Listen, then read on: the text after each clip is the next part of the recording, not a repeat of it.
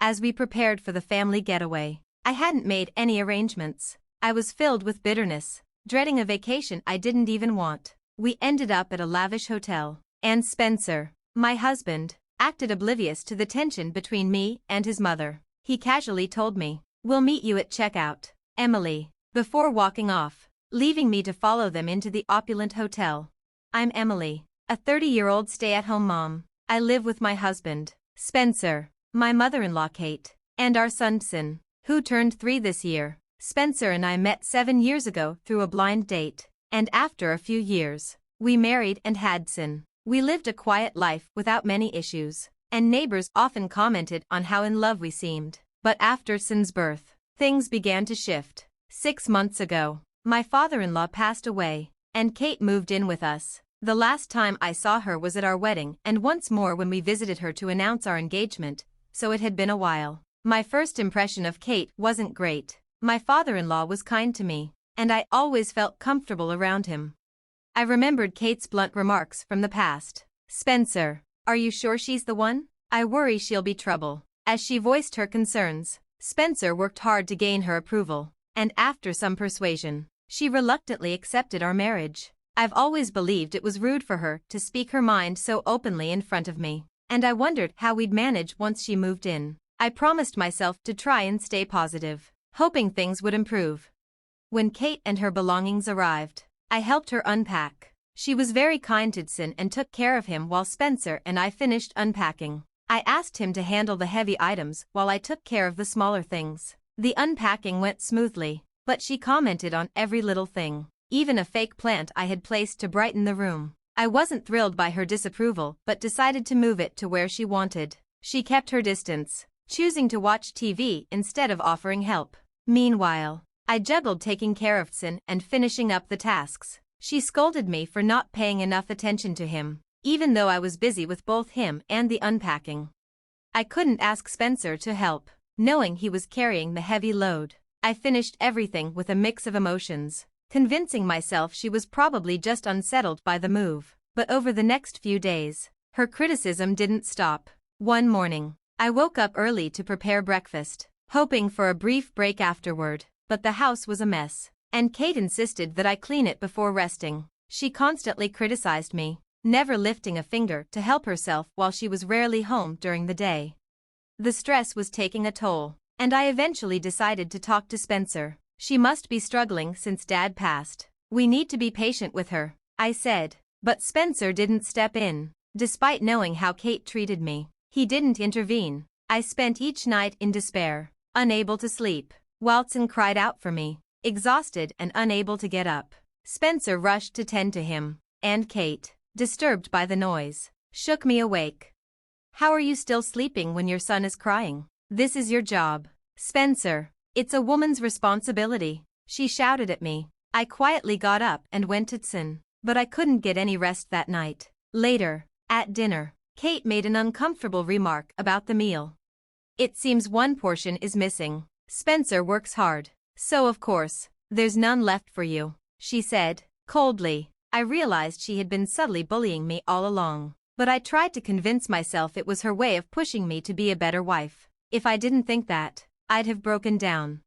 I couldn't talk back to Kate, so I confided in my childhood friend. I shared everything with her, and after listening patiently, she said, "That's straight-up bullying. How are you managing?" I admitted that I had been holding in my frustrations for so long. She reassured me that I was doing my best, and that I would be okay. "I'll help you. We'll figure this out," she promised, and though our conversation was brief, I felt lighter afterward.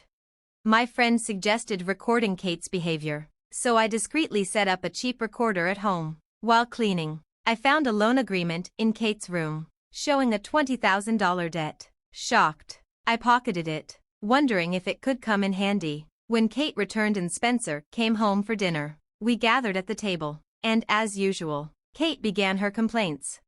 "By the way," she casually mentioned, "my friend gave me a coupon for a one-night stay at a 5-star spa hotel." I knew she was hinting that she wanted to go, and Spencer eagerly agreed. Walton was excited about the idea. I, however, dreaded the thought of it. But then Kate unexpectedly invited me to come along. "Since you're always working so hard, You can come too, she said. I was stunned, wondering if this was some kind of trap, but I reluctantly decided to go along with it. She insisted on booking everything the next day, and I couldn't sleep that night, thinking over the situation. I had my doubts about taking Son alone since my mom couldn't help watch him. Spencer begged me to come, but I finally told him I wouldn't go unless he agreed to one thing.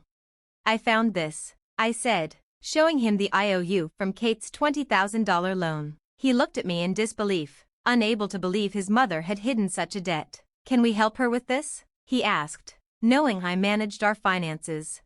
I refused. I didn't want to help someone who had treated me so poorly. While I understood his desire to support his mother, I couldn't let go of my feelings. I will help with this trip, but only if you accept my terms. I suggested that the first condition was that Spencer must step in whenever Kate mistreated me. The second was that he needed to create a set of house rules, write them down, and post them around the house. If she refused to comply, we'd ask her to leave. Spencer agreed, and I asked my friend to post the rules while we were away. We decided to stick to our usual routine until after the trip, planning to confront Kate afterward. On the day we were leaving, Spencer took charge of everyone's luggage, and as we were about to head out, Kate started with her usual taunts. You don't need to carry the bags. Let Emily do it. Spencer shot me an apologetic look, and I complied, not wanting to cause tension before the big reveal. The bags were heavy, and I could feel the strain, especially since I was trying to manage the scene and still keep everything together. I knew I wouldn't have much energy to enjoy the hotel. We traveled a bit farther by bus and then took a winding mountain road to the hotel. The place was gorgeous both inside and out, and Scene was thrilled, exploring every inch. Kate went to check us in, and as I reached for my bag to head to the room, she dropped a bombshell. Were you planning to stay here with us? I only made a reservation for 3. I was confused, and it became painfully clear that from the start, Kate never intended for me to stay. As the situation sank in, I was stunned. Where am I supposed to sleep?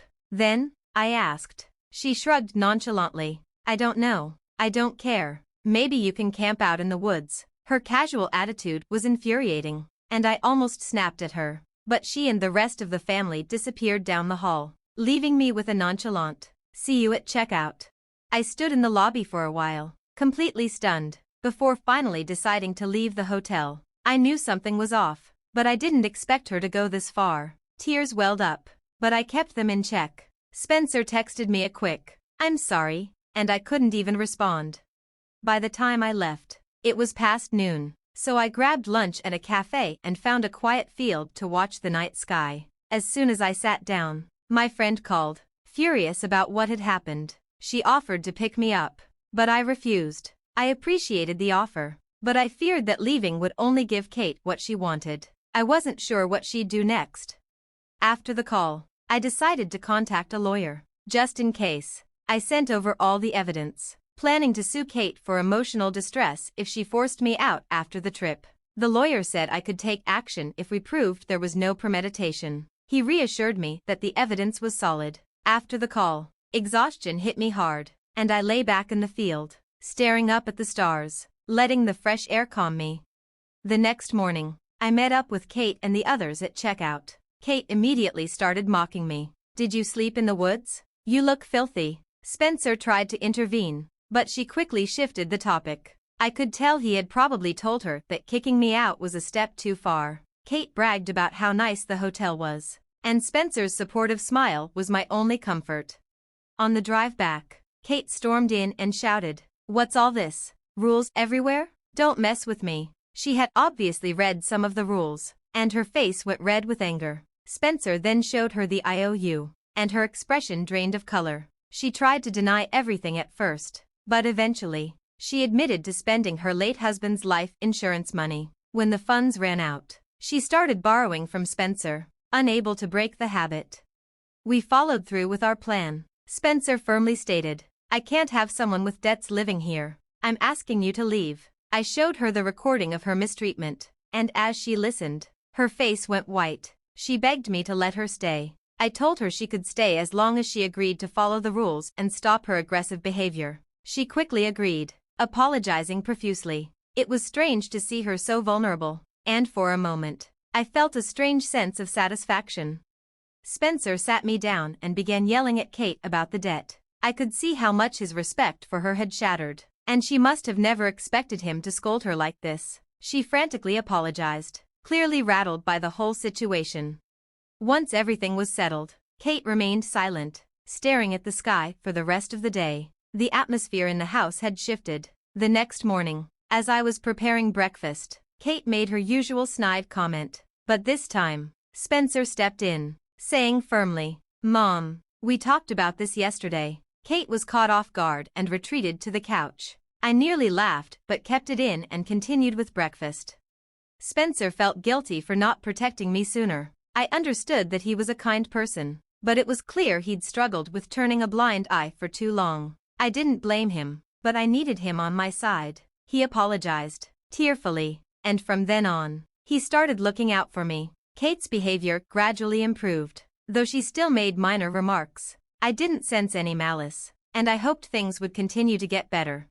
Spencer and I worked together to help pay off Kate's debts. The monthly payment was $700, and I got a part-time job to contribute while taking care of home responsibilities. Kate helped with getting my son to and from daycare, doing well despite her bad habits. Spencer managed the finances. Slowly, things began to improve.